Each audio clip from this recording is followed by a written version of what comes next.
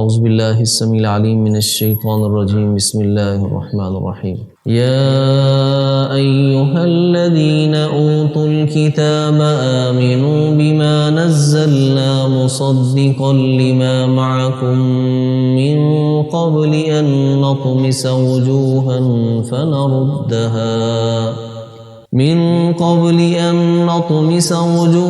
فنردها على أدبارها أو نلعنهم كما لعنا أصحاب السبت وكان أمر الله مفعولا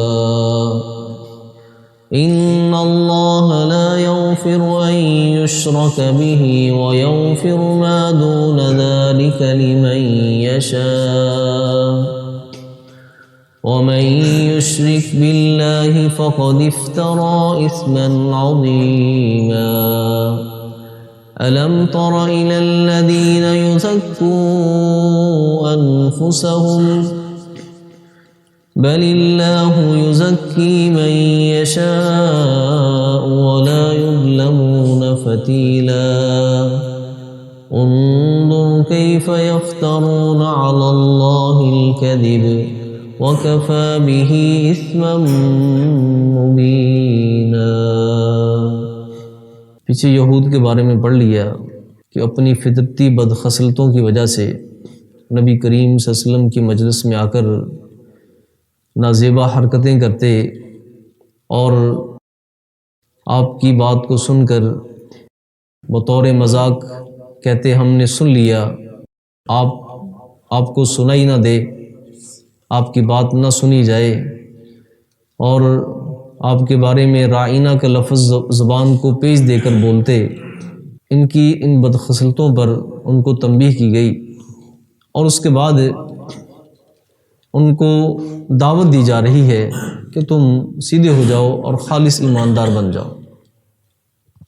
اگر نہیں ایماندار بنتے تو پھر تمہاری تاریخ اس بات پہ گواہ ہے کہ اللہ رب العزت نے بنی اسرائیل کو پہلے کیا سزا دی تھی، تم بھی بنی اسرائیل ہو تو تمہیں بھی وہ سزا مل سکتی ہے۔ فرمایا یا ایھا الذین اوتوا الکتاب، اے وہ لوگو جو اہل کتاب ہو، آمنوا بما نزلنا، تم ایمان لے آؤ اس چیز کے ساتھ جسے ہم نے نازل کیا ہے، یعنی قرآن مجید پر۔ اور قرآن مجید ایک ایسی کتاب ہے مصدقا لما معکم، جو تصدیق کرنے والی ہے اس چیز کی، اس کتاب کی جو تمہارے پاس ہے، جو تورات کو بھی سچی کتاب جنوں کہتی ہے اور اس کی تصدیق کرتی ہے۔ تم ایمان لے آؤ من قبل، اس سے پہلے کہ ان نطمس وجوہا، کہ ہم چہروں کو بگاڑ دیں، ہم چہروں کو بگاڑ دیں، فنردھا علی ادبارہا، اور ہم انہیں لوٹا دیں ان کی پیٹھ کی طرف۔ کیا مطلب کہ یہ نہ ہو کہ ہم تمہارے چہروں کو مسخ کر دیں، جس طرح تمہارے بیک جو ہے، سر کی بیک جو ہے پیچھے والا حصہ سپاٹ ہوتا ہے، کہیں ایسا نہ ہو کہ ہم ایسے ہی تمہارے چہروں کے نقش و نگار مٹا دیں، جسے مسخ کہا جاتا ہے، کہ ہم تمہارے چہروں کو مٹا دیں، تمہیں سزا دیں اور دنیا پہ تمہارے لیے عبرتناک جنا یہ نشانی بن جائے۔ تو پہلے اس کے کہ ہم چہروں کو بگاڑ دیں اور انہیں لوٹا دیں پیٹھ کی طرف، یا پیٹھ کی طرح کر دیں، او نلعنہم، یا ہم ان پہ لعنت کریں، کما لعنا اصحاب السبت، جس طرح ہم نے ہفتہ والوں کے اوپر لعنت کی تھی۔ اللہ رب العزت نے بنی اسرائیل پہ پابندی لگائی تھی نا کہ تم نے ہفتے والا دن تمہارے لیے عبادت کے لیے خاص ہے، اس روز تم نے عبادت کرنی ہے، شکار نہیں کرنا۔ اور ان کی بستی بھی کیا تھی؟ بالکل ساحل سمندر پر تھی، اور جس دن کے لیے اللہ رب العزت نے شکار کرنے سے روکا تھا بطور آزمائش کے، جو مچھلیاں تھیں وہ سمندر کی اوپر والی تہہ پہ آ جاتی تھی، اور پھر ان کی آزمائش ایسی ہوئی، انہوں نے کیا کیا، ہفتے والے دن ساری مچھلیاں جو نا ان کو، مچھلیوں کو جو نا اکٹھا کر کے گڑھوں کے اندر بند کر دیتے، اور آگے سے گڑھے کا منہ بھی بند کر دیتے تاکہ واپس نہ جا سکے، اور اتوار والے دن جا کر ان کو پکڑ لیتے۔ یعنی اللہ رب العزت کے احکامات کو انہوں نے پامال کیا، اور ہیلے بہانے سے انہوں نے ہفتے والے دن شکار شروع کر دیا۔ تو قرآن مجید نے سورہ البقرہ میں جو ان کے اوپر اللہ کی طرف سے لعنت اور پھٹکار کی گئی تھی، اس کی صورت یہ تھی کہ اللہ نے ان کو بعض کو بندر اور بعض کو خنزیر بنا دیا، بعض کو بندر اور بعض کو خنزیر بنا دیا۔ تو اللہ رب العزت یہود مدینہ کو جو نا یہ بتا رہے ہیں کہ کہیں ایسا نہ ہو ہم تمہارے چہروں کو بگاڑ دیں یا تم پہ ہم وہی لعنت کریں جو ہم نے ہفتہ والوں کے اوپر لعنت کی تھی، ان کو بگاڑ دیا تھا، ان کو بندر اور خنزیر بنا دیا تھا۔ اور فرمایا وَكَانَ أَمْرُ اللَّهِ مَفْعُولًا، اور اللہ کا حکم ہو کے رہتا ہے، اللہ کا حکم ہو کے رہتا ہے۔ وہ جو نا وہ اس کے سامنے کوئی چیز دم نہیں مار سکتی، ہر چیز اس کے حکم کے تابع ہے۔ اور اگر آپ کے پچھلوں کو سزا ملی ہے تو آپ کو سزا دینا اللہ رب العزت کی ذات کے لیے کوئی مشکل نہیں۔ تو یقین جانیں کہ اللہ خالق کائنات نے اس انداز میں کسی قوم کو مخاطب نہیں کیا، صرف یہ بنی اسرائیل اور یہود کہ جن کو اللہ رب العزت نے کئی بار اور بار بار جو نا وہ ایسے سخت ترین الفاظ میں اللہ رب العزت نے ان کو متنبع کیا ہے، لیکن جو نا وہ ٹس سے مس نہیں ہوئے۔ اور پھر یہ نہیں کہ اللہ رب العزت کا وعدہ کہ ہے غلط ہے، نہیں، اللہ رب العزت کا وعدہ سچا ہے، اللہ کا جو نا وعدہ ہو کے رہے گا۔ اور فرمایا کہ خسف، مسخ، قذف، یہ تین قسم کے جو نا وہ عذاب اس امت پر آئیں گے۔ اس وقت اگر مسلمان ہیں تو وہ بھی نبی علیہ السلام کی امت ہے، یہود ہیں تو وہ بھی اس امت میں شامل ہیں، اور کرسچن ہیں، عیسائی ہیں تو وہ بھی اس امت میں کیا ہے، شامل ہیں۔ یعنی نبی کریم صلی اللہ علیہ وسلم کے خطاب اور شریعت کے وہ مخاطب ہے، ان کو مخاطب کیا جا رہا ہے۔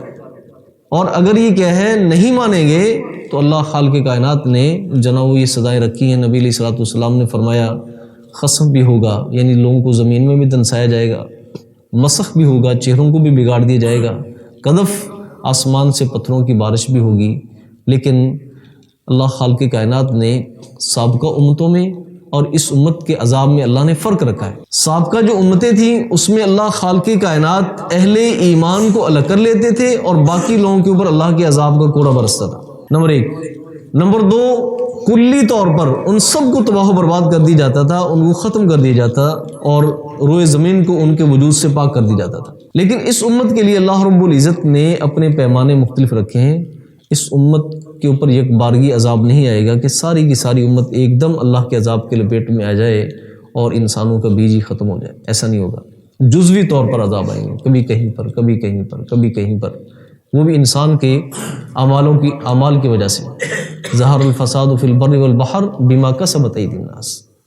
اور دوسرے نمبر پر جو پہلی امتوں پہ عذاب آنے میں اللہ خالق کائنات امتیاز کر لیتے تھے کہ اہل ایمان کو الگ کر لیتے تھے، تو یہاں پر اس امت کے اوپر جو عذاب آئیں گے اس میں یہ تفریق ختم کر دی گئی، یہ تفریق ختم کر دی گئی ہے۔ پچھلے دنوں میں جو امریکہ میں آگ لگی تھی تو میں نے، ہمارے ایک اسکالر ہے نام نہاد، انہوں نے کہا تھا کہ اسے عذاب نہیں کہا جا سکتا، یہ یعنی وارننگ ہے۔ تو ساتھ یہ کہنے لگے کہ جو نا وہ عذاب آنے کے لیے کشتی نو بنتی ہے، پیغمبر بھیجے جاتے ہیں۔ اب نبی علیہ الصلوۃ والسلام کے آنے کے بعد پیغمبر کی کیا ضرورت ہے؟ اب کون سا پیغمبر آئے گا؟ پیغمبر تو آ چکے ہیں۔ نبی علیہ الصلوۃ والسلام قیامت کے آخری فرد کے لیے کیا ہے، وہ نبی ہیں۔ کشتی نو نہیں بنے گی۔ اب جو ہے وہ عذاب کی لپیٹ میں جو نا وہ گنہگاروں کے ساتھ ساتھ، مجرموں کے ساتھ ساتھ جو ہے وہ اہل ایمان بھی، نیک لوگ بھی آ جائیں گے۔ ٹھیک ہے، نبی علیہ الصلوۃ والسلام سے سوال کیا گیا انہلک وفینا الصالحون، کیا ہمیں ہلاک کر دیا جائے گا اور ہم میں نیک لوگ بھی ہوں گے؟ آپ نے فرمایا ہاں۔ جب اذا کثر الخبث، جب جو نا بے حیائی اور بدکاری عام ہو جائے گی، پھر اللہ رب العزت یہ تمیز بھی ختم کر دیں گے۔ فیصلہ کب ہوگا؟ وامتازوا اليوم ایھا المجرمون، قیامت کے روز اللہ رب العزت پھر نکھیڑا کریں گے، اہل ایمان کو الگ کر لیں گے۔ یبعث الناس علی نیاتہم، لوگوں کو ان کی نیتوں پر قبروں سے اٹھایا جائے گا، اور اہل ایمان کو الگ کر لیں گے اور اہل کفر کو اللہ خالق کائنات کیا کر لیں گے، الگ کر لیں گے۔ تو یہ جزوی جو عذاب آ رہے ہیں یہ بھی اس جو نا نبی علیہ الصلوۃ والسلام کی جو پیشین گوئی ہیں اس کا یہ حصہ ہے۔ ٹھیک ہے، تو اس لیے نبی علیہ الصلوۃ والسلام نے فرمایا خسف بھی ہوگا، مسخ بھی ہوگا، قذف بھی ہوگا، چہروں کو بھی بگاڑ دیا جائے گا، زمین میں بھی دنسا دیا جائے گا، آسمان سے بارش بھی ہوگی پتھروں کی۔ تو لیکن یہ جزوی طور پر ہوگی، کلی طور پر نہیں، کیونکہ اس امت کے لیے اللہ خالق کائنات کا جو طریقہ کار ہے وہ سابقہ امتوں سے کیا ہے، مختلف ہے۔ سبحانک اللہم و بحمدک، اشہد ان لا الہ الا انت۔